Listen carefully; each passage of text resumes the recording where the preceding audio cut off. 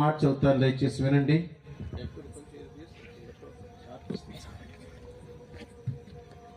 84వ కీర్తన 1వ వచనం చదువుతున్నాను.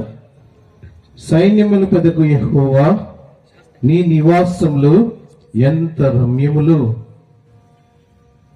మరి చదువుతున్నాయి, సైన్యముల పెద యెహోవా, నీ నివాసములు ఎంత రమ్యములు.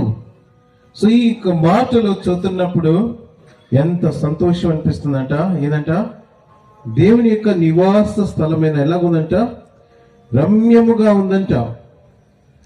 ఇదేనా దేవునితో మాట్లాడుతున్నాడు. సో రమ్యముగా ఉంటే, రమ్యం అంటే చెప్పాలా? అయ్యా థియాలజీ చేసిన ఆయన, రమ్యం అంటే ఏంది?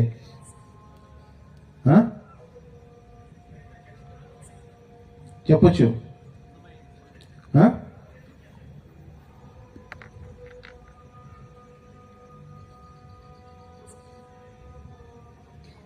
చెప్తారన్నా?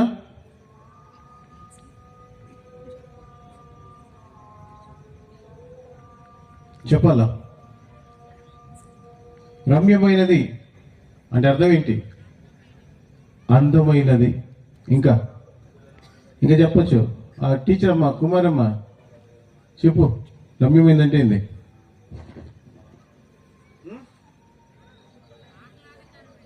ఆహ్లాదకరమైనది. ఇంకా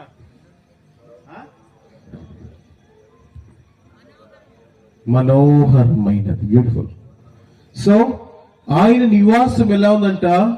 రమ్యమైనది. అంటే కళ్ళకి చూడంగానే ఇష్టమైంది అది మనసుకి. కొన్నిసార్లు ఇటీవల మేము ఇప్పుడు సేవకు రాలేదు లేనప్పటికీ 20 సంవత్సరాల కిందట నేను క్యూటీ స్మార్ట్ ఇది తోళం వాళ్ళు జమ్మూ కాశ్మీర్ వెళ్ళాం మేము. అక్కడ అందం ఎలాగుందనంటే 2 కళ్ళు సరిపో. లోపల కళ్ళలో ఎన్ని పిక్సెల్ ఉంటుందో తెలుసా మీకు?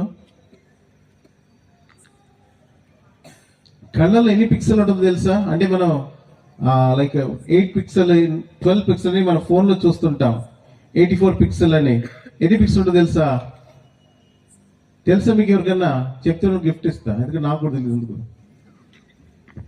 చెప్తారా?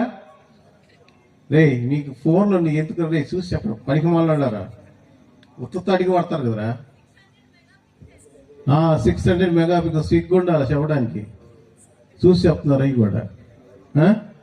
వీళ్ళందరూ మళ్ళీ వీళ్ళంతా సాఫ్ట్వేర్ ఇంజనీర్లు, NITలు, సిగ్గుండాలి రా మీకు. సరే.